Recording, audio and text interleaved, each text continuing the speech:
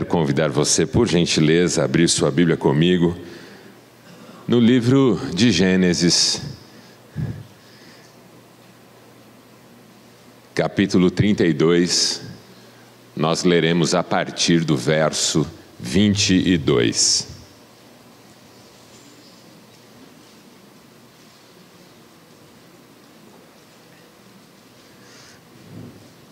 Gênesis 32,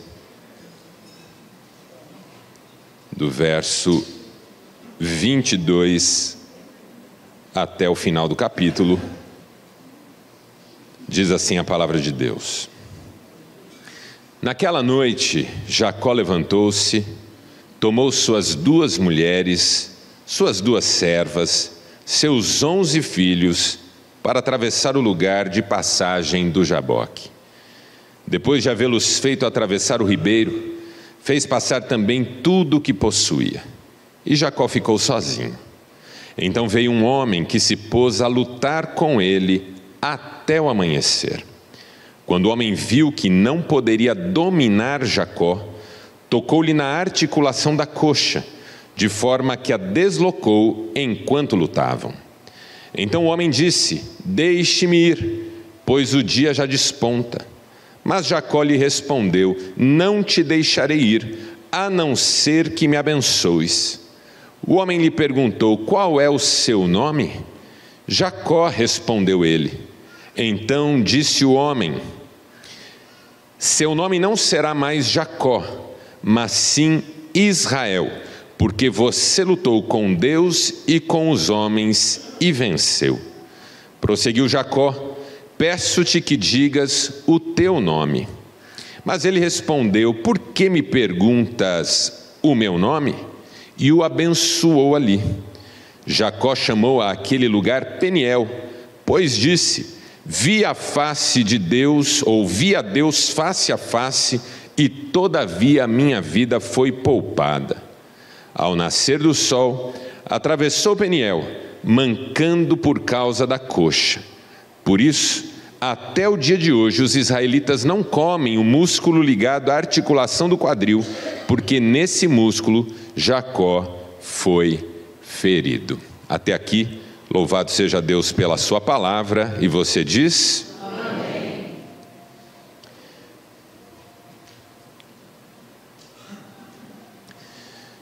O psicoterapeuta suíço Carl Jung, num de seus livros, escreveu a seguinte frase: devemos entender a nós mesmos se quisermos realmente nos entender com os outros. Eu vou repetir para você digerir. Devemos entender a nós mesmos se quisermos realmente nos entender com os outros. Todos desejamos relacionamentos saudáveis, todos. Todos queremos ter uma família bonita. Todos queremos ter amigos verdadeiros. Todos queremos viver em paz com as pessoas que nos cercam. Na vizinhança, no ambiente de trabalho, na igreja. Isso nem sempre é possível. Às vezes há pessoas perto de nós que não têm os mesmos valores, os mesmos princípios, as mesmas convicções que nós temos. Às vezes são pessoas adoecidas de alma, quem sabe narcisistas, quem sabe egocêntricos, quem sabe agressivos, quem sabe gente mentirosa. Tem gente difícil no mundo, gente complicada, gente que invade o nosso caminho e nos traz sofrimento, prejuízos, desgastes, indisposições. Mas não é disso que eu quero falar, não é sobre o quanto os outros podem ser difíceis. É sobre o quanto nós podemos ser diferentes e, de algum modo, revolucionar os nossos relacionamentos. Porque eu tenho aprendido na minha história que o outro só entra nos espaços que eu deixo abertos. só faz comigo aquilo que eu permito.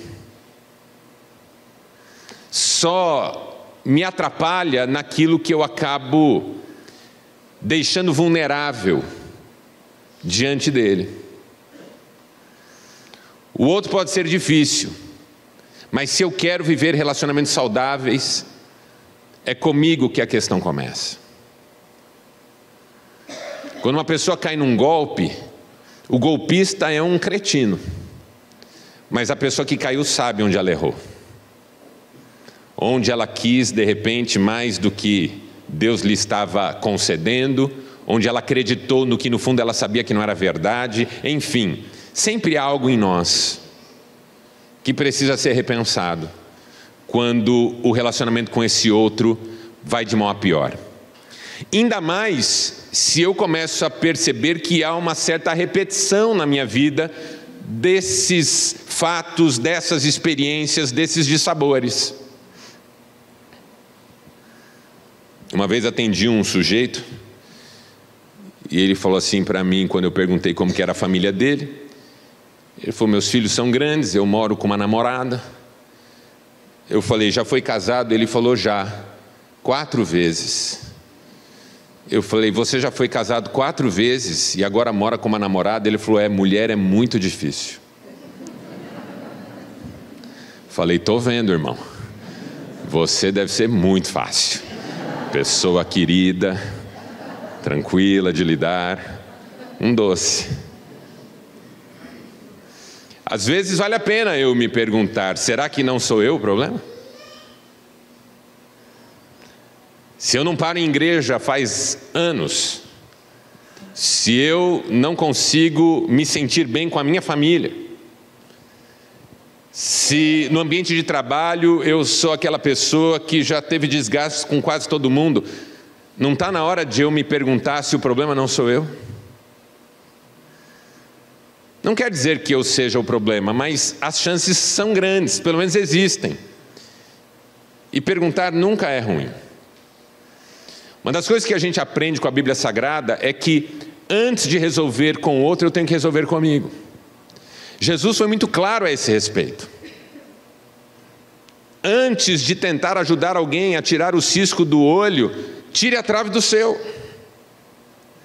É aquela orientação de comissária de bordo em avião. Antes de ajudar o outro a colocar a máscara, coloque a sua. Senão você vai ter dificuldade para respirar e ainda vai atrapalhar a pessoa no processo de colocar a máscara dela. Gente angustiada, ansiosa, desesperada, histérica até, na tentativa de ajudar ou de estabelecer vínculos mais profundos, acaba pondo os pés pelas mãos e quando vê está mais dificultando o relacionamento do que favorecendo. Se nós queremos ter relacionamentos saudáveis, precisamos ser saudáveis na mente e no coração. E por que é que eu estou falando sobre isso? Porque é sobre isso o texto que nós lemos. O texto que nós lemos é sobre como Deus precisava tratar Jacó antes de curar os relacionamentos de Jacó, especialmente o relacionamento com seu irmão Esaú. A história de Jacó você conhece bem. Irmão gêmeo de Esaú, mas saiu depois no parto. E diz a Bíblia que saiu agarrado ao calcanhar do irmão, num gesto que pareceu aos pais que ele queria sair primeiro, que ele queria de alguma maneira ultrapassar o irmão. E isso fez com que ele recebesse o nome Jacó, que numa tradução literal significa aquele que agarra o calcanhar, mas numa tradução mais abrangente, aquele que age traiçoeiramente, ou uma palavra que a gente ouve muito e usa muito, usurpador, aquele que tenta tomar o lugar do outro. Quem é o usurpador? Aquele que tenta tomar um lugar que pertence a outro. O diabo é o grande usurpador da história. Ele é o primeiro e maior usurpador de todos os tempos e de todo o universo, porque ele tentou tomar o lugar que é de Deus. No trono de Deus me assentarei. Então, quando Jacó nasceu agarrado ao calcanhar do irmão, os pais tendo visto essa cena, decidiram lhe batizar com um nome que significa tudo isso. E detalhe, não é um nome que significa tudo isso em outra língua, é um nome que significa tudo isso na própria língua. Porque uma coisa é você ter um nome que tem um significado estranho, mas as pessoas só saberão se perguntarem pelo significado do seu nome. Outra coisa é você ter um nome que significa exatamente o que a palavra sugere para cada um que a ouve. Então você precisa entender que quando Jacó se apresentava, ele dizia algo do tipo: eu sou um usurpador. Como que você chama? Usurpador. Ué, por que você recebeu esse nome? Porque os meus pais entenderam que eu tentei tomar o lugar do meu irmão. E por causa desse gesto, nesse ponto, eles me rotularam para a vida toda. Usurpador. E Jacó cresceu sob esse discurso do usurpador. Não conseguiu se vincular ao pai, porque o pai tinha uma preferência declarada pelo irmão mais velho Esaú, que além de tudo se tornou um homem muito viril, muito forte, caçador, era o orgulho do pai Isaque. Já Jacó, não podendo competir com o irmão, vinculou-se mais à mãe, tornou-se ajudante dela, até mesmo nas tarefas domésticas, caseiras. Sabia cozinhar, gostava de cozinhar, era quase um chefe de cozinha. A família toda gostava do que ele fazia. Só que Jacó tinha uma angústia. Por ter nascido depois de Esaú, ele sabia, até pela cultura de sua família, que a bênção principal da família seria de Esaú e não dele. Então um dia ele fez um ensopado maravilhoso de lentilha, e eu digo maravilhoso por uma questão de respeito à Bíblia Sagrada, porque eu detesto lentilha. Ah, vou comer lentilha no ano novo que traz riqueza, falou a pessoa que ficou mais pobre no ano novo depois de comer lentilha. E Esaú estava voltando da caça, do campo, um dia cansativo, escaldante. Viu Jacó com aquele ensopado. Jacó fazia tudo muito bem. Esaú disse: me dá esse ensopado, por favor, eu estou morrendo. Jacó não perdeu a oportunidade. Eu te dou, se você me vender o seu direito de primogenitura. E Esaú, que nunca teve medo de nada, aquele sujeito que acha que é mais poderoso do que qualquer circunstância que enfrente, falou: que me serve um direito de primogenitura se eu morrer de fome? Pode ficar. Para Esaú foi só uma bobagem, para Jacó foi sério. Quando Isaque adoeceu, e estava cego inclusive, já às vésperas da morte, a mãe de Jacó sabia que estava se aproximando a hora de o pai abençoar os filhos. E tendo saído Esaú para uma caça, Jacó colocou pelos de animais sobre a pele, porque Esaú era peludo. Usou roupas de Esaú para ter o cheiro do irmão. E foi com voz distorcida, disfarçada, dizer para o pai: pai, peço-te que me abençoes. Quem és tu, meu filho? Sou teu filho Esaú. O Isaque, que não enxergava mais, até desconfiou: mas está estranho esse meu filho Esaú. Estou muito cansado, voltei da caça, fiz uma comida para o senhor, e aí a comida de Jacó conquistava qualquer um. O Isaque abençoou Jacó com a bênção que culturalmente pertencia a Esaú. Mas Esaú vendeu, mas para Esaú aquilo não tinha significado nada, para Jacó que tinha. Quando Esaú finalmente chega, ele diz: pai, peço-te que me abençoes. O pai diz: quem és tu, meu filho? Esaú. Não, Esaú eu já abençoei. Quando Esaú ouve isso, entende na hora que Jacó trapaceou, enganou o pai e recebeu a bênção que deveria ser dada ao irmão. E Isaque diz assim: agora eu só posso te dar a bênção que seria para Jacó. E Esaú fica uma fera. jura Jacó de morte. Que é a coisa dos irmãos na Bíblia, né? A gente tem tanto desejo de que os irmãos se deem bem na vida, né? Na Bíblia eles só se dão mal. É José e os irmãos, são os filhos de Davi entre eles, é uma confusão terrível. O Esaú jura Jacó de morte. E a mãe de Jacó diz: filho, por favor, suma daqui, fuja de teu irmão, porque ele vai te matar, e eu vou perder 2 filhos, um porque estará morto e o outro porque terá matado o meu outro filho.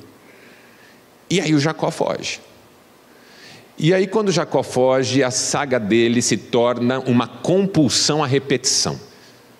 Onde ele vai, a confusão vai com ele. Ele conhece uma moça chamada Raquel, fica encantado com ela. Vai falar com o pai dela, um homem chamado Labão. Gostei demais da tua filha, quero casar com ela. Labão diz: ok, mas você vai trabalhar 7 anos para mim antes de casar com ela. Coisa pouca. Essa é a hora que as irmãs ficam com inveja, né? O marido não pagou uma refeição decente para casar comigo. O Jacó trabalhou 7 anos por amor a Raquel. E diz a Bíblia, lhe pareceram poucos anos, pelo tanto que a amava. Chegou o dia do casamento, aquela festa. O Labão, um homem estranho toda a vida, já tinha enganado Jacó várias vezes no trabalho que ele fazia para casar-se com Raquel. No dia das bodas, deram um porre no Jacó, puseram ele na tenda, entrou a esposa, para eles terem a primeira noite. E homem pode estar bêbado, pode estar doente, pode estar com a lesão cerebral, nessa hora ele quer. E ele teve a sua primeira noite com a esposa. Quando amanheceu e ele olhou, não era Raquel, era Lia, a irmã dela, mais velha. Você sabe que a palavra Raquel significa ovelha, mas a palavra Lia significa vaca braba. Essa é aquela hora que o irmão se identifica com Jacó. Casou achando que estava casando com uma ovelha. Bom, aqui terminam as comparações.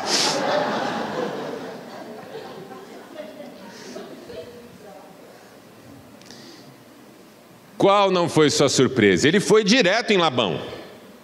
O Labão diz: pois é que na nossa cultura a gente não casa a mais nova antes da mais velha. Tipo, não podia ter avisado um pouco antes, tipo 7 anos antes. E aí, Labão combinou com o Jacó, de o Jacó trabalhar mais 7 anos para poder casar com a Raquel. Só que pelo menos o Labão foi misericordioso. Deu Raquel em casamento e cobrou 7 anos na sequência. Jacó trabalhou 14 anos pelo amor de Raquel. Mas a vida dele em família não foi fácil. Ele e o sogro não se entendiam. As mulheres dele viraram rivais. À medida em que uma foi tendo filho e a outra não, os problemas em casa se multiplicaram. Jacó era um homem sofrido. Primeiro porque ele tinha 2 mulheres e de repente Lia engravidou. Teve o primeiro filho, Rúben. Engravidou de novo, segundo filho, engravidou de novo, terceiro filho, engravidou de novo, 4º filho. Quando ela teve o 4º filho, a Raquel entrou em desespero. Olhou para o Jacó e falou assim: você vai ter filhos com a minha concubina, porque toda mulher tinha uma serva particular. Você vai ter filhos com ela, porque eu não aguento mais não ter criança do meu lado, só tem criança do lado da minha irmã. E aí Jacó teve um primeiro filho com a serva de Raquel, e depois um segundo filho. Quando a Lia viu isso, falou: esse jogo eu sei jogar. Também deu a serva dela para o Jacó. Jacó se tornou um homem que tinha medo de chegar em casa. Eu, quando penso em Jacó, penso num homem cansado, exaurido. Ele chega em casa, cabisbaixo, curvado, maleta na mão, aquelas 4 mulheres. Quem que é hoje mesmo?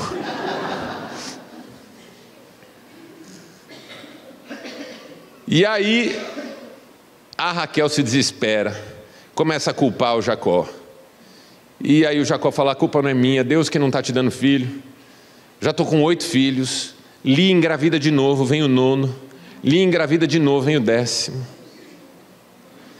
E aí, como não bastasse, finalmente Raquel engravida, vem um. E assim, é ninguém menos do que José. E depois vem outro, o caçulinha, o Benjamim. Essa história de ter filhos com 4 mulheres diferentes faz a casa de Jacó um lugar de guerra. Os irmãos não se dão entre eles, todos odeiam José igualmente. Por quê? Porque José é o primeiro filho de Jacó com a mulher do seu amor. Então é claro que ele tem uma preferência declarada pelo José. Você vê, Jacó, que sofreu tanto com a preferência do pai pelo irmão, na hora de ser pai também tem as suas preferências. Porque a gente repete as coisas. E tudo que a gente diz, nunca vou ser assim, é exatamente como a gente é. Eu atendo muitos pacientes que, à medida em que estão abrindo o coração, chegam a reconhecer que tudo que eles queriam na vida era ser diferente de um pai, ser diferente de uma mãe, e agora a angústia é exatamente pelo fato de que se sentem iguaizinhos. Uma mulher me disse: tudo que eu nunca quis era ser igual à minha mãe, e esses dias, brigando com a minha filha, eu me vi sendo exatamente a minha mãe. Jacó repetiu Isaac. Sua casa era um lugar de guerra. Só que um dia Jacó entendeu que não dava mais para continuar assim, porque onde ele ia, alguém o odiava. E ele resolve curar a ferida original. Ele resolve encontrar seu irmão Esaú para lhe pedir perdão, para acertar os ponteiros. Descobre onde Esaú está vivendo e pede para alguns servos irem visitar Esaú, para sondarem Esaú e verificarem se Esaú estaria disposto a uma reconciliação. Os servos vão, encontram Esaú e dizem: olha, teu irmão Jacó quer te ver, fazer as pazes com você. Esaú diz assim: falem para o meu irmão Jacó que eu também já sei onde ele está vivendo e estou indo ao encontro dele. Os servos de Jacó voltam e falam assim para Jacó: então, como são as coisas, não é, Jacó? Coincidências, não é? Teu irmão também sabe onde você está vivendo e já está vindo ao seu encontro. É mesmo, é. Só que ele está vindo com 400 homens.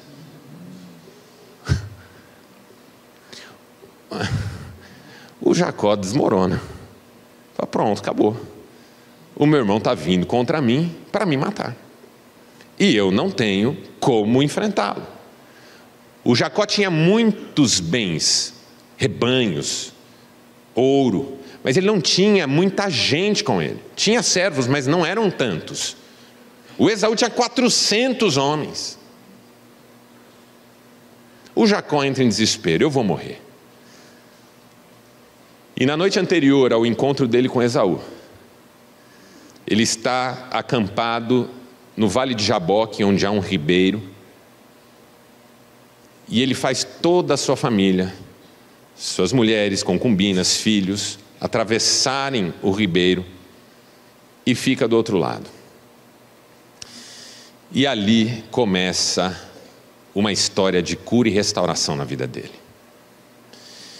que me parece é o que Deus quer fazer conosco, irmãos.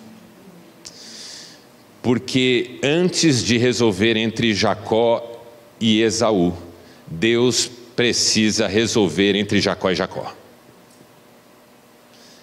O primeiro movimento é entre Jacó e Jacó, para depois ser entre Jacó e Esaú. Eu quero que você entenda nessa manhã que Deus quer mexer em você, no seu coração, tocar, transformar, revolucionar a sua vida, antes de começar a pôr ordem nas suas circunstâncias e nos seus relacionamentos.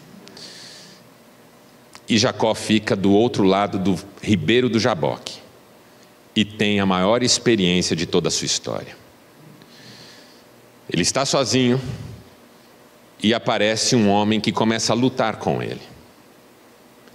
Em determinado momento dessa luta, Jacó entende que não se trata de um homem comum.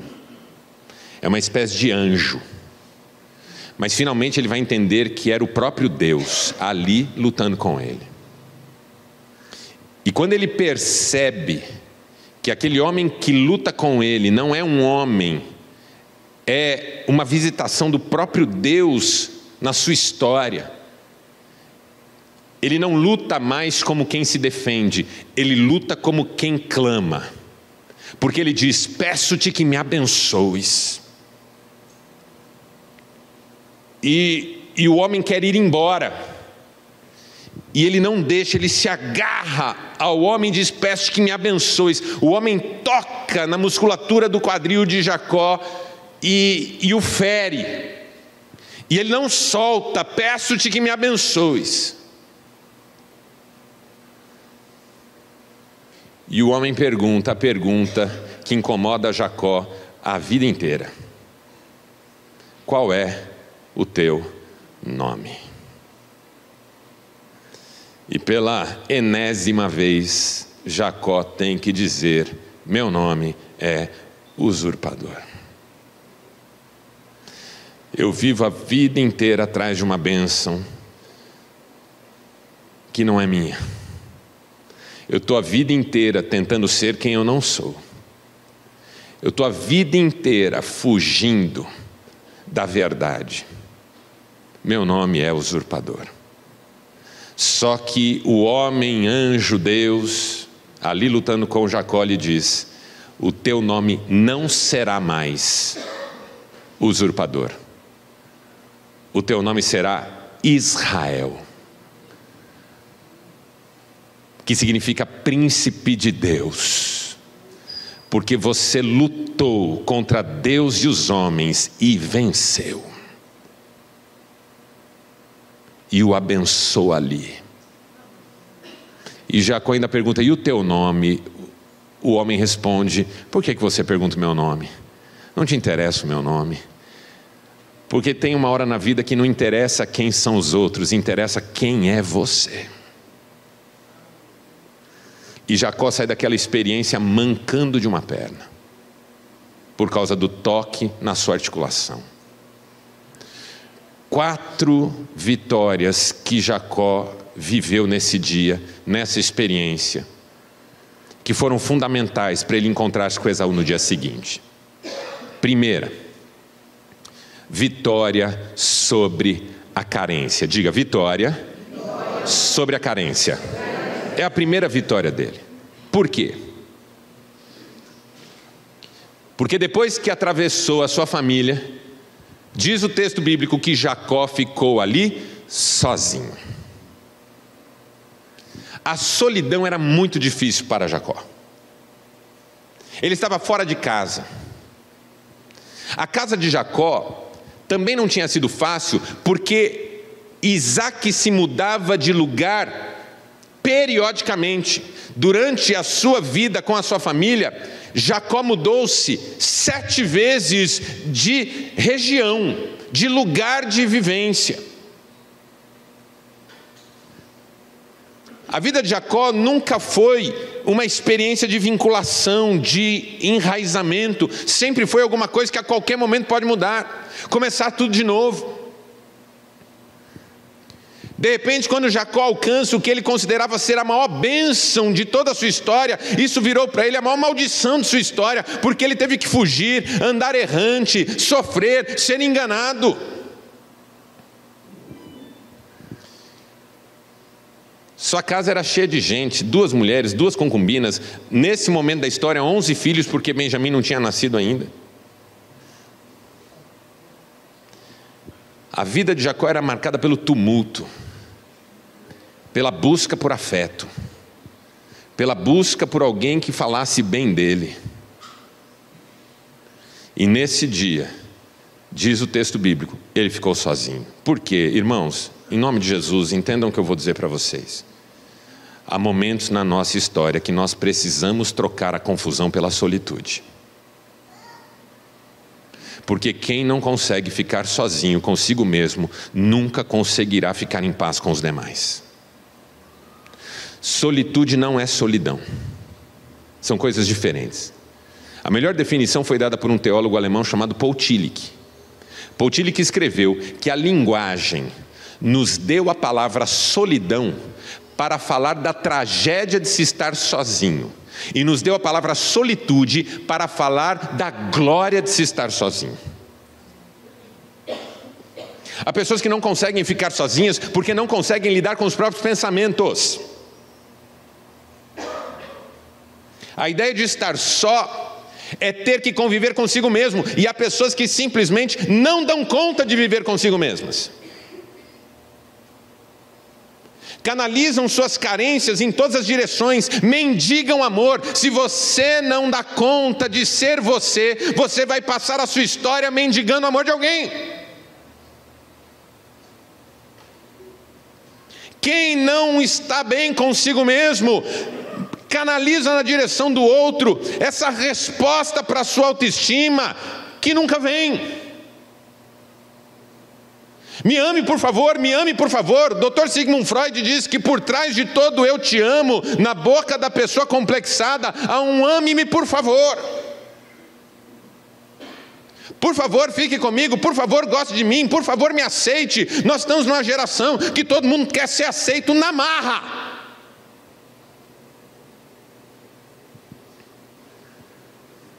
Tem que me amar, tem que me incluir, tem que me acolher, nem que seja na marra. Pessoas carentes, que por não saberem quem são, precisam que o outro lhes diga. Quem é você? Quais são suas carências? Que figura do passado você está tentando encontrar em todas essas outras com quem você se relaciona de forma doentia e sofre e passa apuro e tem desgaste e tem decepção? Pus um vídeo na minha rede social esses dias falando sobre decepção, e eu defendi que decepção é alguma coisa que tem muito mais a ver com a gente do que com esse outro que a gente diz que nos decepcionou. O psicanalista francês Jacques Lacan escreveu que quando a gente fica decepcionado, a gente sempre está enganado. Eu vou repetir para você digerir. Quando a gente fica decepcionado, a gente sempre está enganado. Por que eu esperava o que não veio? Por que eu dependo tanto desse outro? Por que quando esse outro não corresponde às minhas expectativas, eu desmorono? E Jacó ficou sozinho do outro lado do ribeiro do Jaboque. Por quê? Porque se você não entender que às vezes é sobre o quarto de oração que se fala, você não vai ser curado dos seus relacionamentos doentios. A cura dos nossos relacionamentos começa no quarto secreto de oração. Jesus diz: quando você for orar ao Pai, entra no teu quarto e fecha a porta. É na solitude da oração, onde não há nenhum outro a não ser Deus, para eu ficar canalizando na direção dele as minhas carências e necessidades de aprovação. Solitude envolve desligar a televisão, parar de navegar em rede social, parar de ficar em boteco até tarde da noite para não ir para casa, parar de se envolver em fofoca, como quem encontra na fofoca sobre a vida alheia uma forma de se distrair da sua própria vida. Porque essa é uma verdade sobre muitos de nós: falamos dos outros para fingirmos que o problema não somos nós. É muito mais fácil apontar, é muito mais fácil apontar. Quando eu aponto, eu digo é sobre ele, não sobre mim. Mas a Bíblia diz que é sempre sobre mim. É sempre sobre mim. Quando Pedro estava andando com Jesus, já depois da ressurreição, ele olha para trás e o discípulo a quem Jesus amava estava vindo. Ele pergunta: mestre, e quanto a ele? Jesus diz: se eu quiser que ele fique até que eu venha, o que te importa? Quanto a você, siga-me.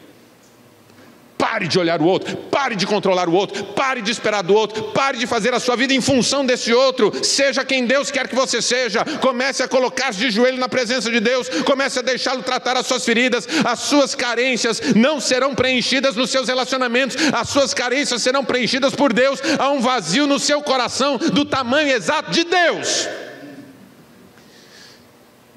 E o Dr. Henri Nouwen escreveu que toda vez que eu espero do outro que ocupe espaços no meu coração que só Deus pode ocupar, encontro frustração.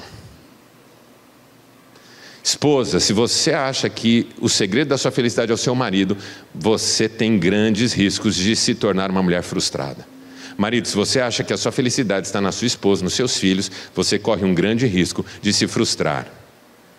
Agora, se a sua felicidade estiver em Deus, você vai se relacionar bem com todas as pessoas ao seu redor, porque Deus será suficiente para você.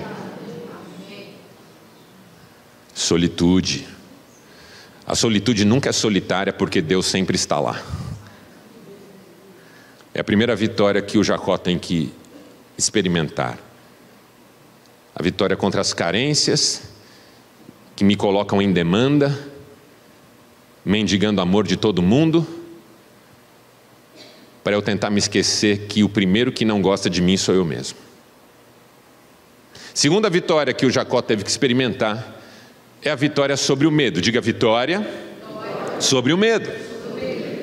Por quê? Porque Esaú está vindo com 400 homens. Gente, nós vamos apanhar muito antes de morrer. Porque o problema não é morrer. Atendi uma moça esses tempos atrás, ela teve um diagnóstico difícil. Ela falou: Marcelo, meu medo não é morrer, meu medo é sofrer. Meu medo é sofrer. Às vezes não é morrer que a gente teme, é sofrer. Tanto que tem gente que prefere morrer a continuar sofrendo.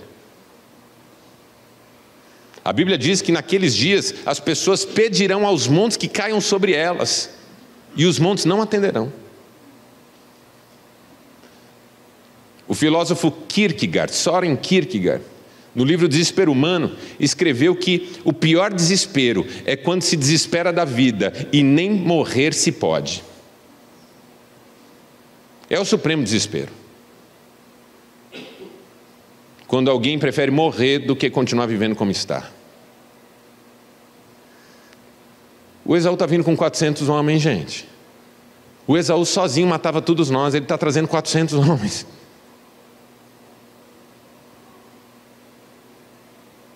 Jacó entra em pavor. Mas quando Deus começa a lutar com Jacó, Ele está tratando o medo de Jacó. Por isso a palavra: você lutou com Deus e com os homens e venceu. Jacó, se você luta com Deus e sai vivo, não é Esaú que vai te matar. O C.S. Lewis disse num de seus livros, eu acho uma frase sensacional. Ele disse: um medo maior reduz um menor à insignificância. Se eu não estou enganado, é no Surpreendido pela Alegria. Mas não vou aqui defender essa tese, porque eu não tenho lembrança mesmo. Mas por que eu acho que é no Surpreendido pela Alegria? Porque a biografia dele, ele conta nessa ideia de que um medo maior reduz um menor à insignificância, que ele estava na guerra, numa trincheira, os exércitos avançando contra as trincheiras do exército que ele defendia, e de repente ele viu dentro da trincheira, vindo na direção dele, um rato, e ele sempre teve pavor de rato. Só que naquele momento, dentro da trincheira, tiros para todo lado, barulhos de bomba explodindo, exércitos marchando, atacando. Ele olhou para aquele rato e aquele rato não o assustava. O rato veio, cheirou sua perna, passou por cima de uma, ficou um pouco aqui no meio, passou por cima do outro e foi embora o seu caminho. E isso levou o C.S. Lewis a dizer: um medo maior reduz um menor à insignificância. Quando você tem um grande pavor, os pequenos pavores simplesmente desaparecem. O que Deus estava ensinando para Jacó? Jacó, quem está com Deus não teme homens. O Senhor é a minha luz e a minha salvação, a quem temerei? O Senhor é a minha força, de quem terei receio? Jesus trabalhou isso em Lucas capítulo 12. Quando ele está falando de hipocrisia e uma série de questões, ele diz assim: não temam aqueles que podem matar o corpo e depois nada mais podem fazer. Temam antes aquele que tem poder para matar o corpo e ainda destinar a alma para o inferno. Jesus estava dizendo que nós devemos ter medo de Deus? Não. Ele estava dizendo: se você tem que ter medo, tenha medo de quem é maior. Se eu vou lutar com Mike Tyson, chamar o pastor Guto para a briga não é nada.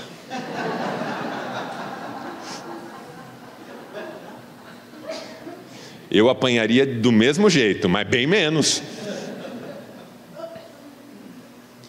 De repente, o inimigo maior me faz entender que o menor é muito menos complicado.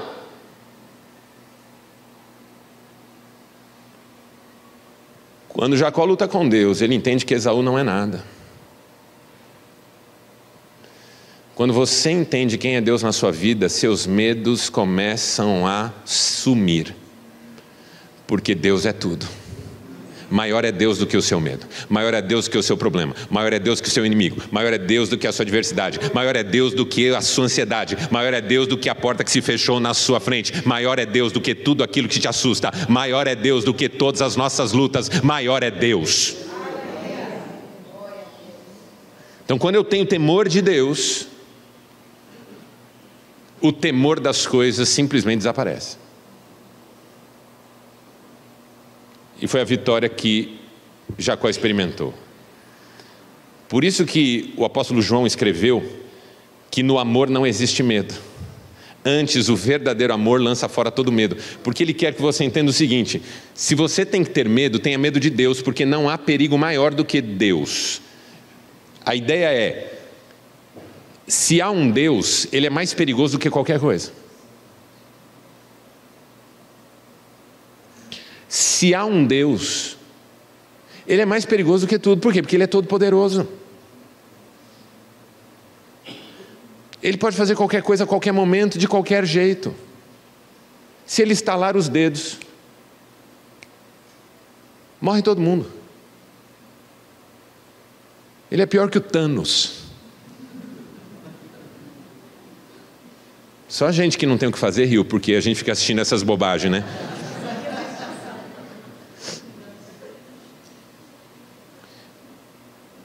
Se há um Deus, ele sim é uma ameaça para a existência. Agora, quando eu descubro que esse Deus me ama, opa, mudou de figura. Aquilo que é mais assustador em todo o universo, que é Deus, é um ser pessoal que me ama, a ponto de pagar o preço pela minha vida. Então não há por que temer. Por isso João então diz: no amor não existe medo, antes o verdadeiro amor lança fora todo medo. Aleluia por isso. O dia que você descobre o quanto Deus ama você, seus medos se tornam insignificantes. Terceira vitória de Jacó. Vitória sobre o discurso. Diga: vitória sobre o discurso. Porque é um discurso pesando na vida de Jacó, um discurso. Desde que ele nasceu, há uma fala que se repete, vinda de pessoas importantes, porque o discurso é uma fala oriunda de pessoas importantes que se estabelece sobre nós como verdade absoluta. Eu atendi uma paciente algum tempo atrás, ela disse assim: eu não sirvo para relacionamentos. Eu perguntei por quê? Porque na minha vida os relacionamentos são um inferno sempre. Por quê? Porque quando eu gosto, não gosta de mim. Quando eu não gosto, fica me desgastando. E tento me relacionar e sempre dá errado. Comecei a perguntar da história daquela moça, a história dela. Um dia, numa sessão, ela teve uma lembrança muito dolorosa. Ela falou: Marcelo, eu estou me lembrando. A minha mãe, eu era criança, ela repetia a exaustão: nunca ninguém vai gostar de você, menina. Nunca ninguém vai gostar de você. Por quê? Porque ela era muito atentada. Você que tem filho atentado sabe como é que é. Você ama, mas dá uma vontade de devolver. Fala: Senhor, troca, por favor. Ela era atentada. A mãe, na ânsia de corrigi-la, de fazê-la aquietar, queria dizer algo do tipo: se você continuar dando o trabalho que você dá, vai ser difícil as pessoas ficarem... Era isso que a mãe queria dizer. Mas como a mãe também não tinha habilidades emocionais e relacionais, ela dizia: menina, desse jeito nunca ninguém vai gostar de você, nunca ninguém vai gostar de você. Não. Isso foi sendo internalizado no psiquismo dessa moça. E aí, quando ela começava um relacionamento, ela já pressupunha: não vai dar certo, ele vai me largar, nunca ninguém vai gostar de mim. Então ela largava antes. Discurso. Eu atendi um homem, mais de 60 anos. Teve uma crise de pânico no aeroporto, antes de uma viagem internacional. Abandonou o aeroporto, sua esposa, os amigos que iam viajar juntos, saiu correndo para a rua, entrou no primeiro táxi que ele viu e mandou o cara dirigir. Perdeu viagem, perdeu passagem, perdeu tudo. O grupo foi, a esposa ficou sem saber onde ele estava. Foi ao médico, foi diagnosticado com transtorno de pânico. Foi me procurar para eu ajudá-lo. Atendi esse homem 3 meses, só 3 meses. A síndrome do pânico dele nasce de uma culpa. Porque pessoas que não se perdoam de alguma coisa que fizeram, elas ficam na expectativa permanente de que um dia o mundo entre com a recompensa que elas merecem. Então elas começam a ter medo de tudo. Porque se eu sou essa pessoa ruim, em algum momento a vida vai me punir. E aí toda a situação se torna uma situação de medo. Por isso vira pânico, porque eu estou num lugar cheio de gente, eu tenho medo que aconteça alguma tragédia. Eu estou saindo de casa, eu tenho medo de ser atropelado. Eu estou indo no médico, eu tenho medo do diagnóstico. Por quê? Porque internamente eu pressuponho que cedo ou tarde eu vou receber a paga do que eu fiz. E aí eu perguntei para ele: o que é que você fez de tão grave? Ele falou assim: eu não sei. Eu falei: me conta sua história. De repente ele estava me falando que quando ele nasceu o pai quebrou. Porque ele nasceu doente, e os pais gastaram muito dinheiro com ele, e acabaram quebrando o negócio que tinham, vieram à falência, e o pai começou a trabalhar de servente de pedreiro. E ele chorava nesse momento e dizia: eu quebrei minha família, eu quebrei minha família, eu quebrei minha família. Eu falei: quem disse isso? Ele falou: é o que se diz em casa desde que eu era pequeno. Quando você nasceu, nós tivemos tanto gasto com você que perdemos tudo. Ele tinha mais de 60 anos, mãe falecida, pai falecido. Tinha uma irmã mais velha. Eu falei: vá falar com a sua irmã, pergunte se essa história é verdade. Na sessão seguinte ele voltou transtornado. Marcelo, como você sabia que não era verdade? Eu falei: estava na cara que não era verdade. A irmã disse: não, meu irmão, o pai quebrou muito antes de você nascer. Meu Deus, eu tive que ressignificar a sensação que ele tinha de que mentiram para ele a vida inteira. Mas 3 meses depois, esse homem estava entrando num avião para um voo internacional com a sua esposa e com a sua família. Ressignificação de um discurso. O que é que você ouviu a vida inteira? O que é que você ouviu? Vida inteira. Cristiane atendeu uma mulher que ouviu a vida inteira a mãe dizer para ela: você vai terminar igual sua tia, vadia e sem ninguém ao seu lado. E esse pavor a consumia. E ela tentava trabalhar mais do que precisava, não conseguia ter relacionamentos saudáveis porque ela demandava demais sobre esses relacionamentos. Discursos. Jacó ouviu a vida inteira: você é um usurpador, você é um usurpador, você é um usurpador. Usurpador, vem cá. Usurpador, vai ver a tua mãe. Usurpador, vai lá com teu pai. Usurpador, vai brincar com teu irmão. Usurpador, usurpador, usurpador, usurpador, usurpador. E de repente ele é o usurpador. Ele toma lugar, ele vai invadindo espaços. E qual não é a surpresa dele quando ele sofre na pele a ação de um usurpador? Ele está esperando Raquel na cama. Chega Lia, Lia toma o lugar de Raquel. Porque o discurso ele vira uma sina. Jacó é o usurpador que toma o lugar do irmão. De repente ele é o enganado que vê a irmã mais velha tomar o lugar da mais nova. E em meio à sua luta, quem sou eu? Deus lhe diz: o mundo te chama de usurpador, eu te chamo de Israel. Olha na minha direção, irmão, irmã, em nome de Jesus, olha na minha direção. Você não é o que dizem de você, você é o que Deus diz a seu respeito. É sobre isso. É sobre o que Deus diz a nosso respeito. Somos filhos amados de um Pai amoroso.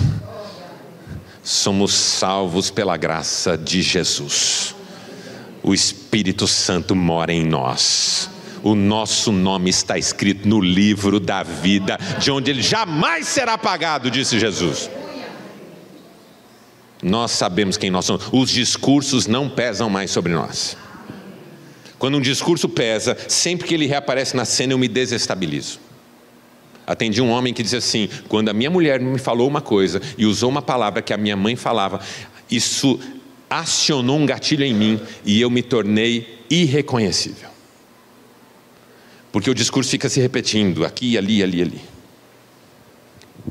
Só que de repente, eu paro de ouvir os discursos e passo a ouvir Deus. E Deus me revela quem verdadeiramente eu sou. Muda tudo. Hoje nós vamos orar para que discursos limitantes, destrutivos, que foram feitos para você em algum ponto da sua história, caiam por terra já, em nome de Jesus. E a última vitória de Jacó, com essa eu termino e nós vamos orar.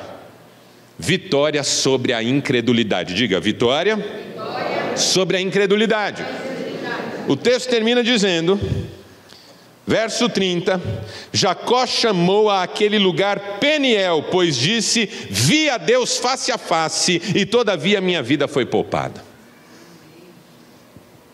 Agora Jacó pode encontrar-se com Esaú, porque agora ele não tem dúvida que a sua vida será poupada.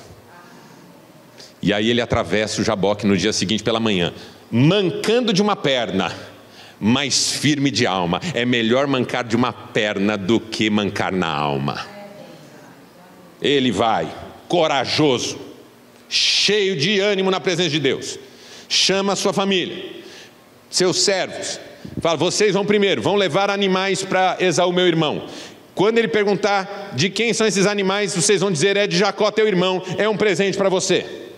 Ele manda 3 grupos. Depois a família vai: somos a família de teu irmão Jacó, e agora estaremos a seu serviço. Finalmente ele vai para dizer: você pode me matar, pode me aceitar para ser seu servo, pode ficar com todos os meus bens, importa que eu encontre você. Quando ele está indo na direção de Esaú, diz a Bíblia que Esaú corre. Gente, até ontem você tinha medo desse cara, porque ele pode te matar, e agora ele corre na sua direção. E ele corre na direção de Jacó, e Jacó fica ali olhando. Jacó não foge, Jacó não titubeia, Jacó aguarda. Quando finalmente Esaú chega, diz a Bíblia que Esaú se joga no pescoço de Jacó e o abraça e chora. Aquilo que Deus está fazendo na sua vida, não tenha dúvida, paralelamente Ele está fazendo na vida do outro também. Deixe Deus trabalhar em você, nas suas incredulidades, nas suas dúvidas, nas suas reticências.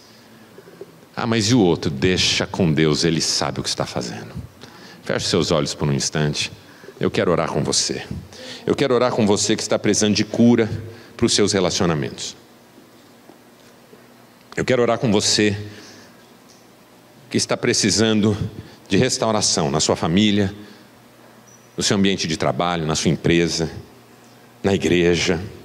Talvez haja pessoas aqui nessa manhã que estão feridas, machucadas, magoadas, decepcionadas. Eu quero orar com essas pessoas nessa manhã. Eu quero orar com quem quer dizer: Deus, meus relacionamentos não vão bem, mas hoje eu quero abrir o coração para que o Senhor trate de mim. Todas as minhas carências eu vou colocar no altar hoje.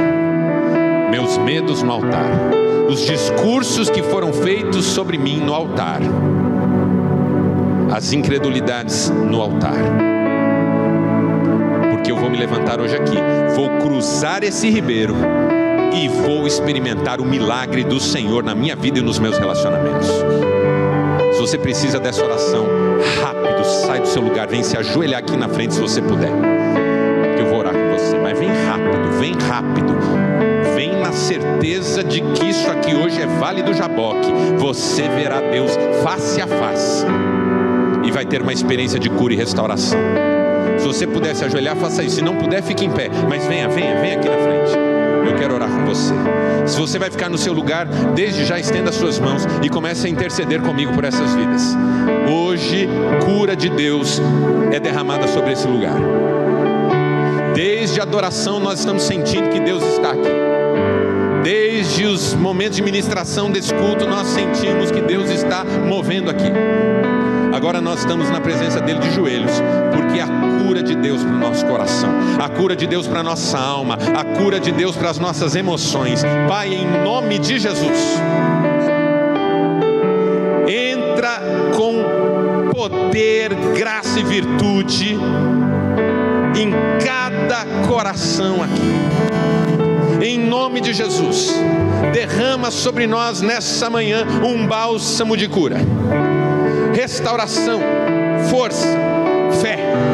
Em nome de Jesus, Pai, limpa toda a alma, todo o coração das amarras, da amargura, do rancor, das mágoas, das tristezas. Meu Deus, em nome de Jesus, vai limpando com o teu rio de vida as nossas vidas nessa manhã, para que nos levantemos restaurados, curados, animados, fortalecidos, prontos para vencermos os desafios que temos pela frente, em nome de Cristo.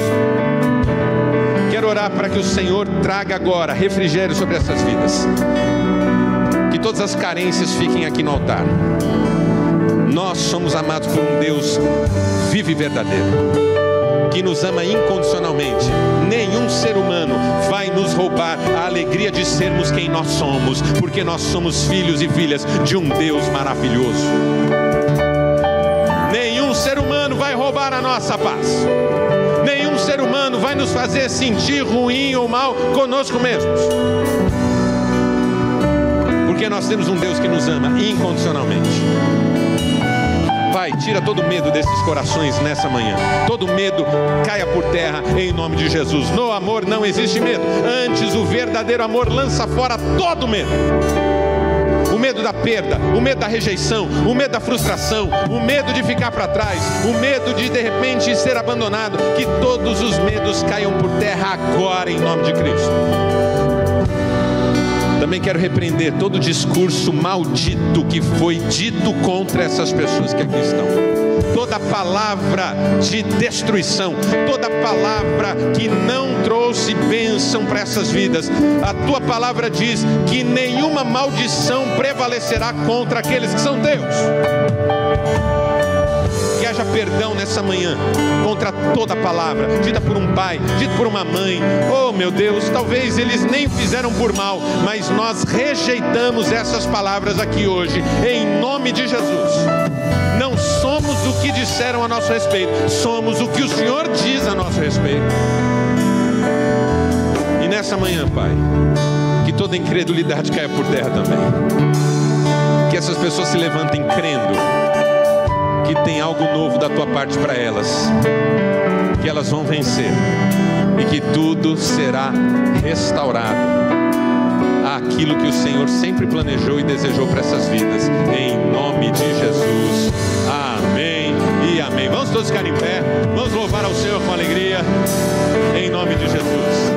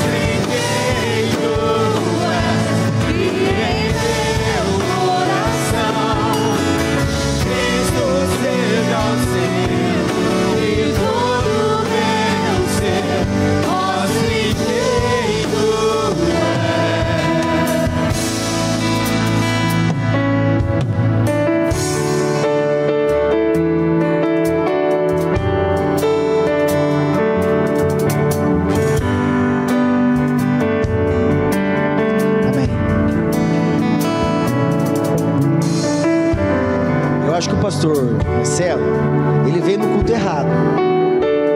Quem participa do culto da Vitória de quinta-feira aqui?